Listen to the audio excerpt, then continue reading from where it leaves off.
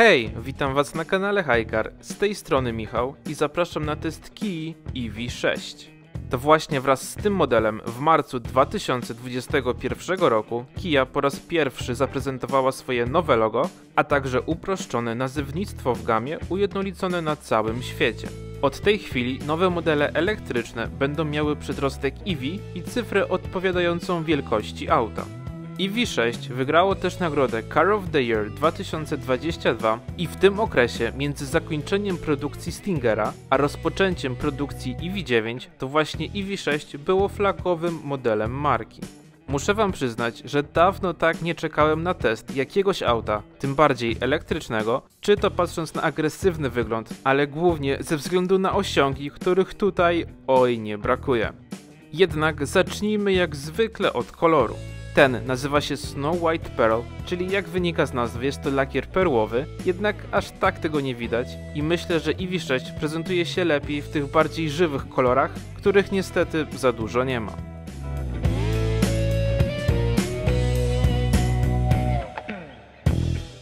Pierwsze co rzuca się w oczy po zobaczeniu EV6 to jak duży jest to samochód. Głównie zwraca na siebie uwagę szerokość, którą optycznie potęguje ogromna maska z przetłoczeniami na nadkolach, a także masywny tył z poziomymi listwami. Sylwetką EV6 nawiązuje do wyglądu coupé z opadającą linią dachu, która dodatkowo jest optycznie odcięta od nadwozia czarnymi słupkami i lusterkami. Jednak z drugiej strony widzimy też czarne elementy, które w wersji Plus są błyszczące, z przodu na zderzaku, na nadkolach z takimi żebrami, na progach i z tyłu, co jest typowe dla stylistyki SUV-ów czy crossoverów, ale za to nie potwierdzają tego drzwi, które nie zakrywają progów.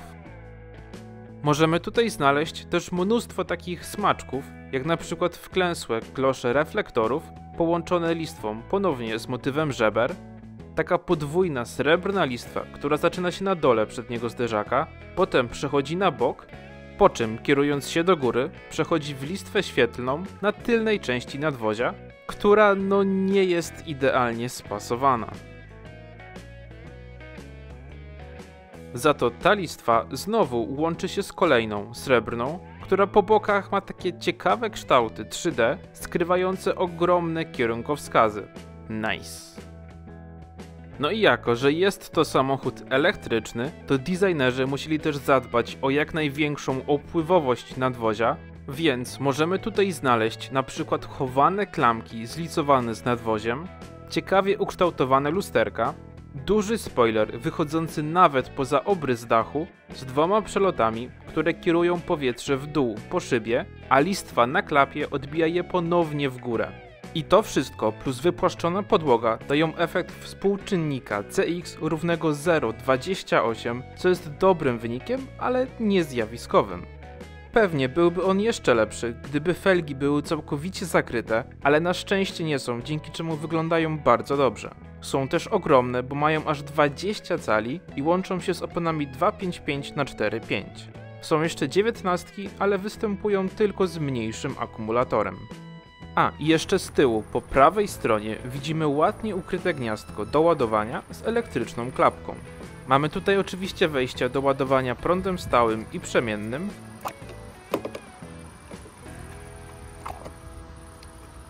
a w dodatku za pomocą takiej oto przejściówki mamy opcję Vehicle to Load, czyli możemy wykorzystać energię z baterii EV6 do podłączenia jakiegoś urządzenia elektrycznego w stylu ekspresu do kawy, albo nawet ładować inny samochód elektryczny z mocą do 4,6 kW. System bezkluczykowy działa tutaj niestandardowo, ponieważ za każdym razem musimy naciskać klamkę. Jest to o tyle niewygodne, że potem musimy zmienić uchwyt, aby tę klamkę odciągnąć i dopiero wtedy możemy otworzyć drzwi. Na szczęście mamy możliwość do kupienia automatycznych klamek, które po podejściu do auta same nam odskoczą i wtedy ma to sens. W dodatku za pomocą kluczyka możemy EV6 uruchomić i poruszyć w przód albo do tyłu bez obaw, bo sama zahamuje przed przeszkodami.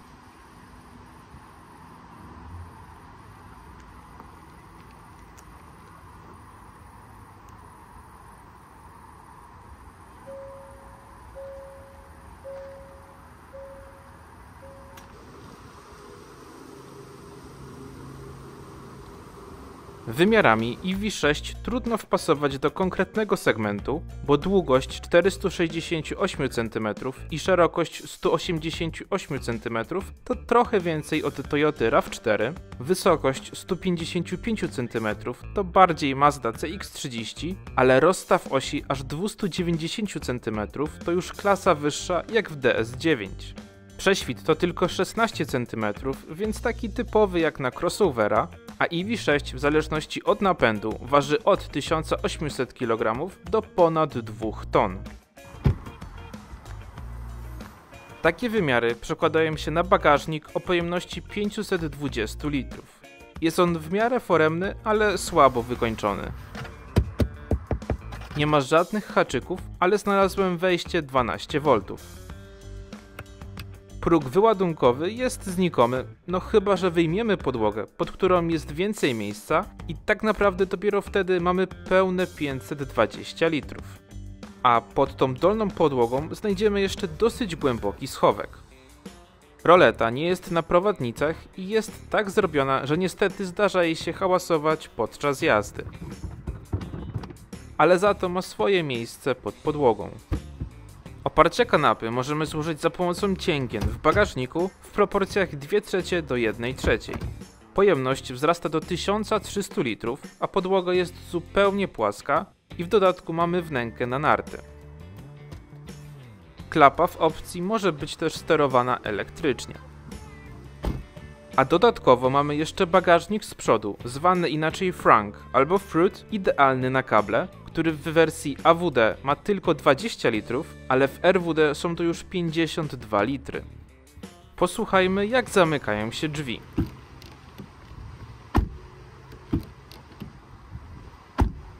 Z przodu jest bardzo ładnie, a z tyłu dźwięk jest bardziej głuchy, ale akceptowalny.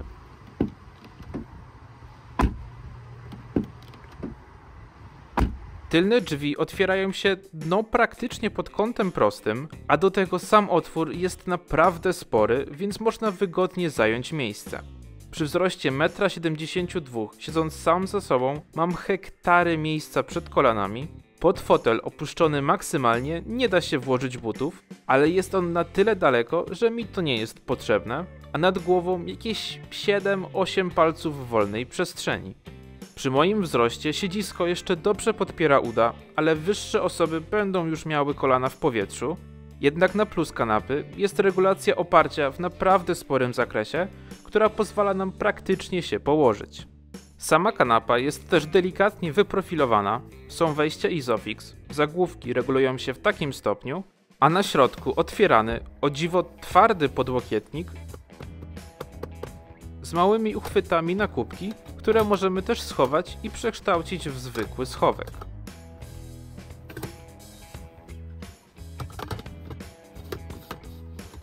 Drzwi wykończone są słabo jak na taką cenę, ponieważ od góry mamy twardy plastik, piano black wokół chyba plastikowej klamki, niżej już na szczęście sporo miękkiej skóry przechodzącej na w miarę miękki podłokietnik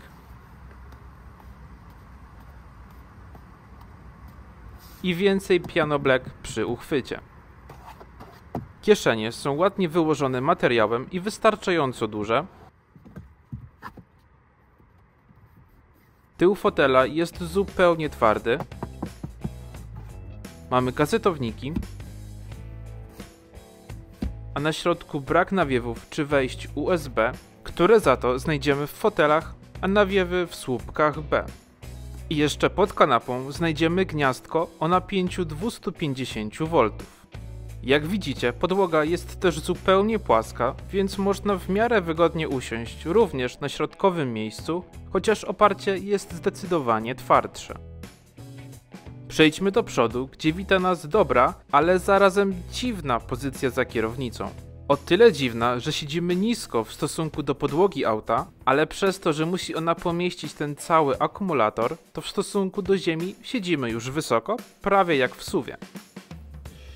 Niemniej fotel kierowcy regulowany jest elektrycznie w 8 kierunkach z regulacją odcinka lędźwiowego w jednej płaszczyźnie i pamięcią ustawień wraz z opcją komfortowego wsiadania i wysiadania. Od wersji Plus fotele przednie wyposażone są także w funkcję Lunch, która automatycznie przestawia fotel w tryb leżanki, aby na przykład umilić nam czekanie na ładowarce.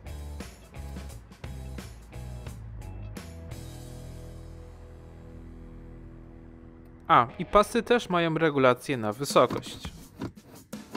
Fotele są dosyć słabo wyprofilowane, zważając na możliwości tego auta i przeciążenia, które oferuje, a siedzisko jest delikatnie za krótkie.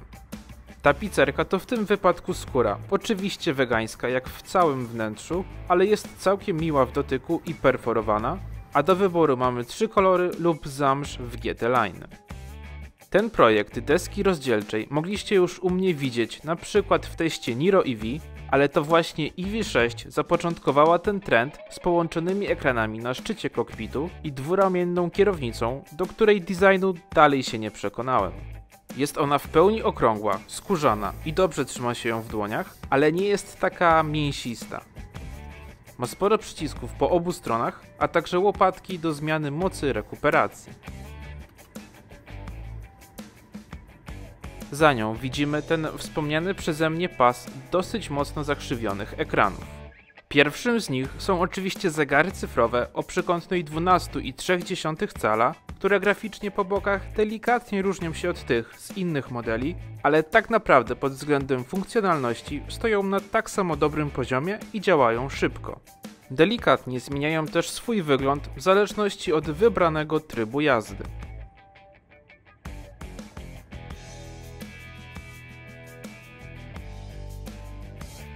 Pokazują one również, co robimy z manetkami świateł i wycieraczek, a także po włączeniu kierunkowskazu pokazują nam obraz z kamery pod lusterkiem, dzięki czemu widzimy dokładnie, co się dzieje w martwym polu. Świetne rozwiązanie. Drugim ekranem są główne multimedia i tutaj wyglądają one dokładnie tak samo jak w innych modelach Kii. Jak zegary mają również 12,3 cala, dobrą rozdzielczość, wyglądają w miarę nowocześnie, nie są jakoś bardzo skomplikowane i działają sprawnie. Jeśli interesuje Was więcej szczegółów, to zapraszam do moich pozostałych filmów, bo ten i tak będzie bardzo długi. Obsługują one oczywiście Apple CarPlay i Android Auto, jednak w tak nowoczesnym aucie oczekiwałbym połączenia bezprzewodowego, a tutaj mamy wszystko po kablu i to wyłącznie przez USB-A. Jeśli chodzi o audio, to mam tutaj podstawowy system z teoretycznie 6 głośnikami, bazując na cenniku, który gra akceptowalnie. Chociaż miejsc na głośniki mamy więcej, ale są one pewnie przygotowane pod zestaw Meridian i Kii nie opłacało się robić osobnych plastików. Pakiet technologiczny zawiera m.in. kamerę 360 stopni o dobrej rozdzielczości, której linie skręcają się wraz z ruchem kierownicy, a do tego mamy taki ładny widok z perspektywy trzeciej osoby i możemy dowolnie ten obraz ustawić. Poniżej widzimy też już dobrze znany dotykowy panel z 2 pokrętłami, który może służyć albo do obsługi klimatyzacji, albo do skrótów systemu multimedialnego. Działa on bardzo dobrze, jest responsywny, więc dla mnie jak najbardziej na plus. Jak już pewnie zauważyliście, konsola centralna nie ma fizycznego połączenia z kokpitem. Wygląda to faktycznie efektownie, ale przy moim wzroście, obsługując pedały, nie jestem w stanie oprzeć o nią prawej nogi, przez to w dłuższej trasie ta noga jest ciągle spięta i jest to męczące. Ale idąc od przodu widzimy fizyczne przyciski od podgrzewania foteli i kierownicy, starter silnika, pokrętło wyboru kierunku jazdy, a także przycisk Auto Hold, który raz włączony taki pozostaje, i ładowarkę bezprzewodową. Początkowo wydawało mi się, że jest ona w idealnym miejscu, bo jak przyjdzie nam jakieś powiadomienie, to możemy na światłach szybko spojrzeć, nie musimy wygrzebywać telefonu z jakiejś wnęki. Ale to było do czasu wykonania próby hamowania ze 100 km na godzinę. No na pewno nie jest to najbezpieczniejsze miejsce na telefon. Wracając, pod konsolą widzimy port USB-A, 2 USB-C i gniazdo zapalniczki. Nad lewym kolanem więcej przycisków funkcyjnych, a na podsufitce przycisk SOS i ponownie jak w Sportage bardzo głupia oszczędność, czyli tylne szyby bez funkcji auto. No nie wypada w tych pieniądzach.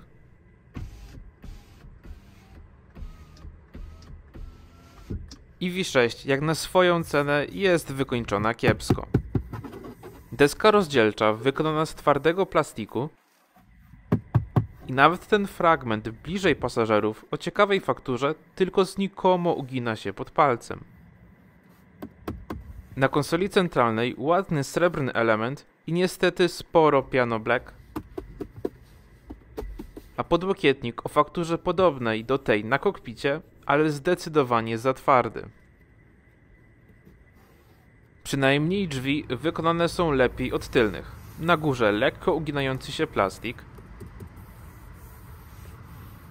ponownie piano black wokół klamki, a na wysokości łokcia sporo skóry z wystarczająco miękkim podłokietnikiem.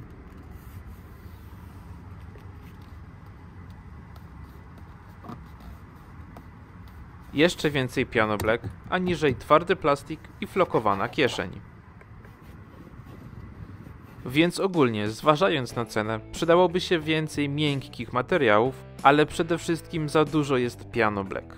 Dobra, to zobaczcie schowki i idziemy pod maskę.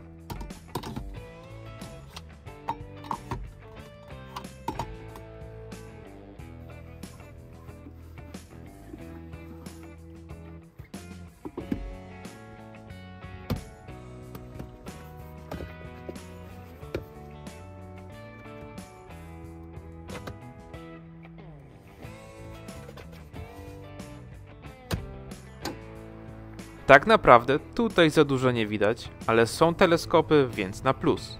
Jednak przechodząc do ważniejszych rzeczy, to EV6 dostępna jest z dwoma pojemnościami baterii. 58 kWh netto, która występuje tylko z silnikiem o mocy 170 koni mechanicznych na tylnej osi, a także 77,4 kWh netto, występującą w dwóch wariantach. Z jednym silnikiem o mocy 229 koni mechanicznych i napędem na tył, albo z napędem na 4 koła i dwoma silnikami o łącznej mocy 325 koni mechanicznych i momencie obrotowym aż 605 Nm.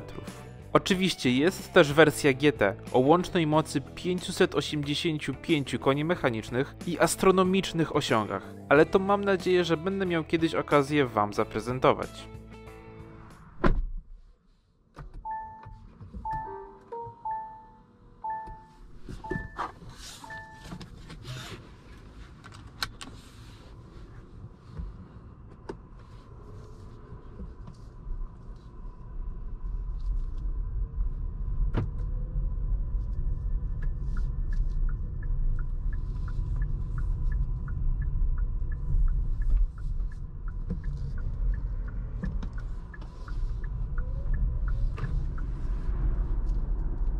Ja na testy dostałem najmocniejszy wariant z tych powiedzmy bardziej cywilnych, czyli 325 koni z napędem AWD, które według Key robi setkę w 5,2 sekundy, więc pora to sprawdzić.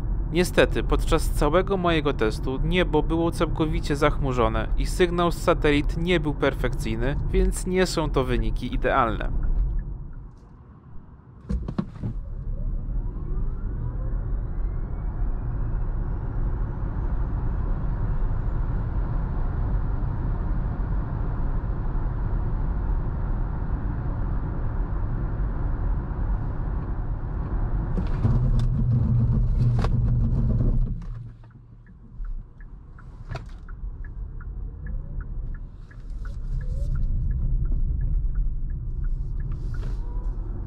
Jak widzieliście, udało mi się osiągnąć czas 0-100 na poziomie poniżej 5 sekund, 50-150 w 8,4 sekundy, a hamowanie ze 100 zajęło 37,5 metra.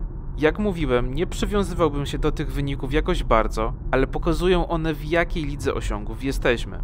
Chociaż muszę przyznać, że nawet takie wyniki nie oddają tego, jak szybki jest to samochód. Sama moc nie jest może jakaś imponująca, bo w końcu nawet sam jeździłem Cuprami o mocy 310 koni mechanicznych, ale to, jaką różnicę robi fakt, że mamy tę moc, a nawet co ważniejsze, ten cały moment obrotowy, dostępny w dosłownie każdej chwili, na każdy najmniejszy ruch pedału przyspieszenia, To jest najbardziej imponujące.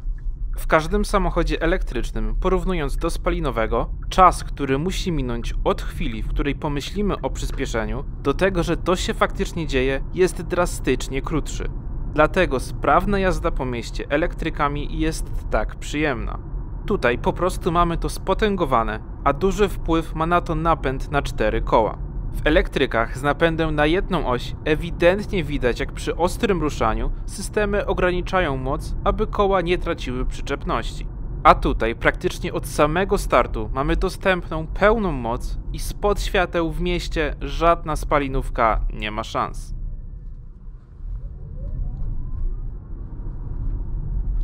Reakcja na gaz w trybie normal jest już natychmiastowa, ale tryb sport jeszcze ją wyostrza. I tak naprawdę dzięki tak dużej mocy do prędkości autostradowych nie czuć, aby EV6 jakoś specjalnie słabła i wyprzedzanie nią to czysta przyjemność.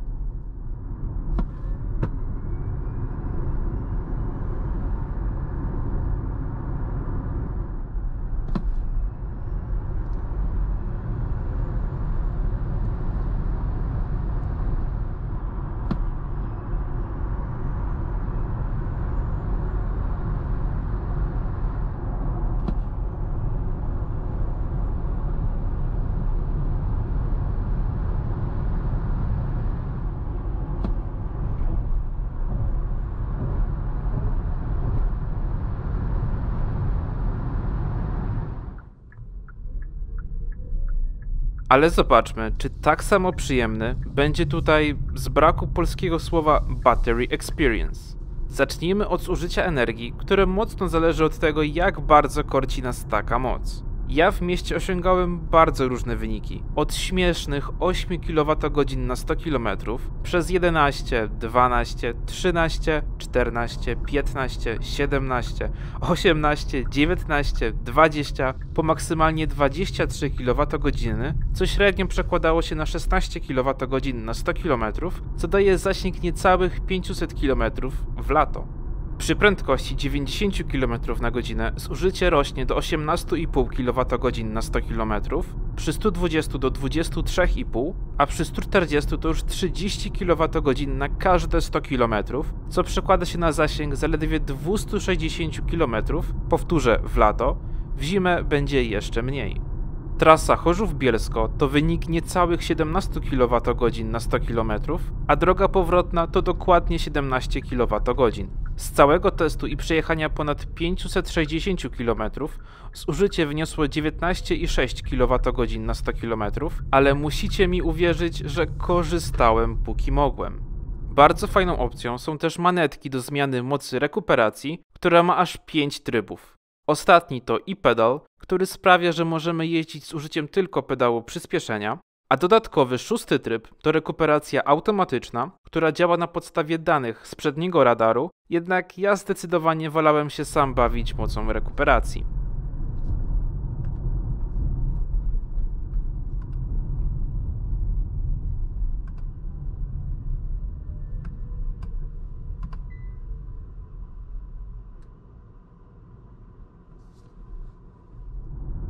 Jak już wspomniałem, akumulator ma tutaj pojemność netto, czyli tą użyteczną, nieco ponad 77 kWh i ładowarkę pokładową o mocy 11 kW, co oznacza naładowanie akumulatora prądem przemiennym od 0 do 100% w około 7-8 godzin, a z domowego gniazdka to mówimy już o prawie 40 godzinach.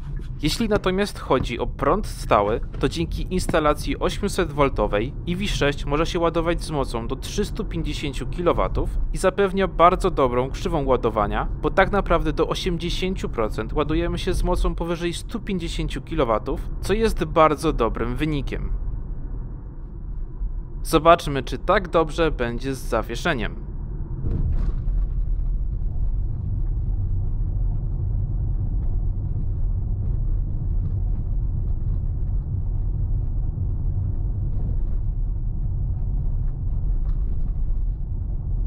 I faktycznie jest. Czuć, że EV6 jest bardziej sportowo zestrojona, co pasuje do wyglądu, ale ze względu na ogromne koła, bo pomimo aż 20-calowych felg dalej mamy sporo gumy, nie można powiedzieć, że jest niewygodnie. Z dziurami na drogach radzi sobie dobrze, a tak duży rozstaw osi sprawia, że samochód nie podskakuje nerwowo na nierównościach. Na zakrętach jest też zaskakująco przyjemnie i pomimo naprawdę sporej masy zawieszenie radzi sobie z jej ukrywaniem. Układ kierowniczy akurat nie jest jakoś specjalnie ostry i mega precyzyjny, a tryb sport sprawia, że staje się on delikatnie cięższy. Jednak na zakrętach największą frajdę daje ten tylny silnik elektryczny, dzięki któremu nawet z włączoną kontrolą stabilności możemy delikatnie zarzucić tyłkiem, a żeby ją wyłączyć, to już lepiej pojechać na tor.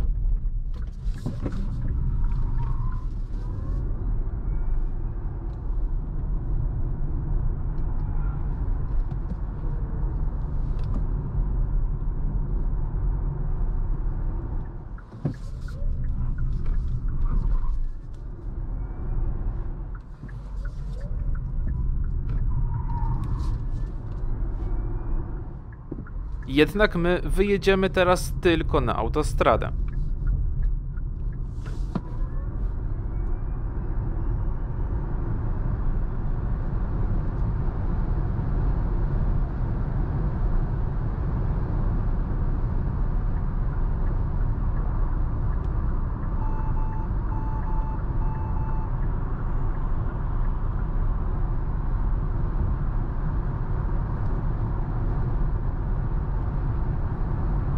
Tutaj od razu słychać, że EV6 jest naprawdę przyzwoicie wyciszona. Oczywiście nie mówimy tutaj o poziomie premium, jak na przykład w DS7, ale zważywszy na to, że nie ma tutaj silnika spalinowego, który zagłusza część hałasu, to muszę pochwalić EV6. Już w bazowej wersji dostajemy tutaj tempomat adaptacyjny działający w pełnym zakresie prędkości, który w dodatku tylko na autostradzie może automatycznie dostosować się do ograniczeń prędkości, ale jak widzicie bazuje za mocno na danych z nawigacji, bo minąłem już 3 znaki zmniejszające prędkość do 60 km/h, a on dalej pokazuje 140. Wraz z tempomatem od podstawy dostajemy także asystenta prowadzenia po pasie ruchu, który jeśli widzi linię, nawet te żółte, radzi sobie dobrze, jednak kiedy linia zmienia się na krawężnik, no to już się gubi. Test szykany zdał tak na styk, bo już przy skręcie w prawo prawie wyjechał za linię.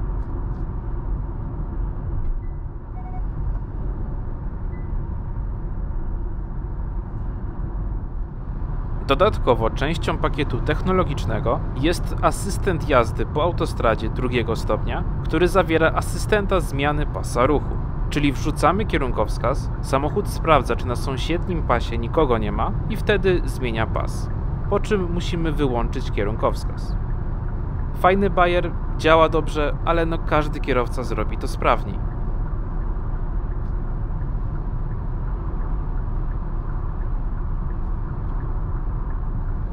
A my sprawnie przejdźmy do ujęć nocnych.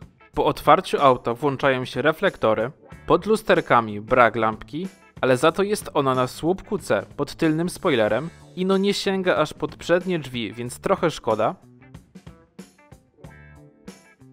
A z tyłu włączają się lampy wraz z listwą świetlną.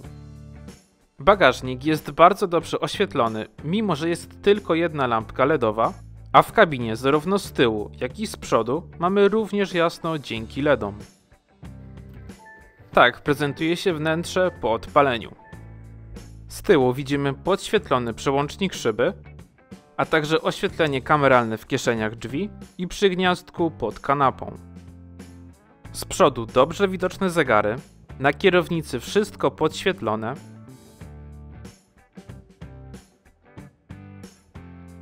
tak jak nad lewym kolanem i na drzwiach.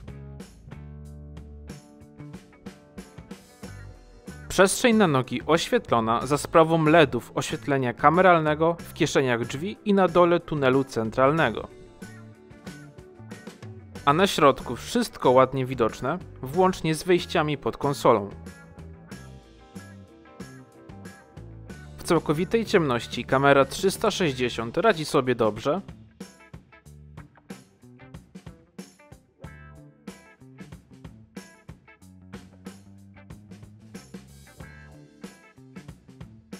Pod podłokietnikiem ciemno, a w schowku przed pasażerem lampka LEDowa.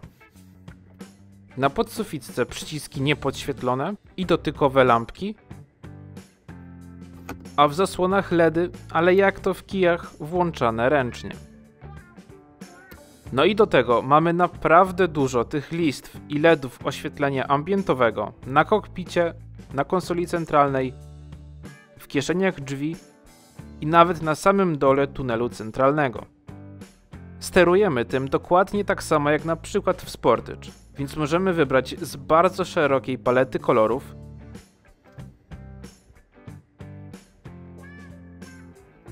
połączyć je z trybami jazdy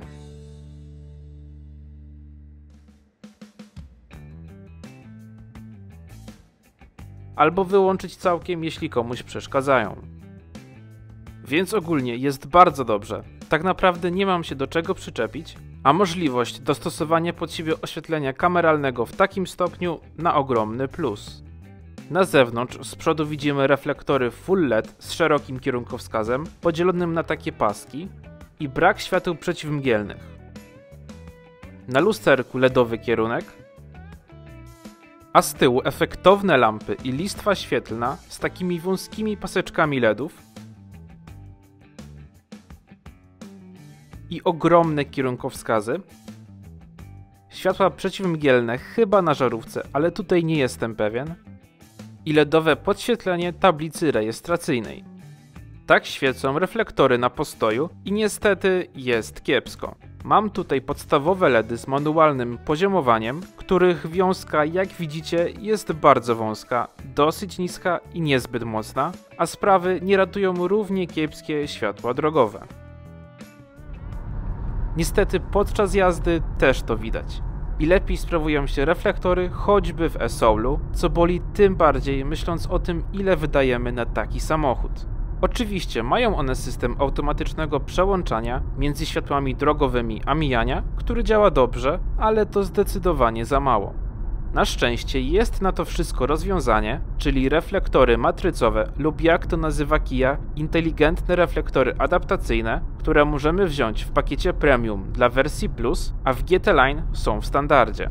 Podejrzewam, że są to te same reflektory co w Sportage, więc jeśli chcecie zobaczyć jak działają, to odsyłam was do tego testu. A będąc przy wersjach, to porozmawiajmy teraz o cenach. Cennik zaczyna się od 210 000 złotych za podstawową wersję EV6 i akumulator 58 kWh. Dopłata do większego akumulatora to 32 000 złotych, a do napędu na 4 koła to kolejne 23 000. Oczywiście jest też wersja GT, ale tam musimy już przygotować 400 000 złotych za prawie 600 koni i kilka dedykowanych elementów wyposażenia.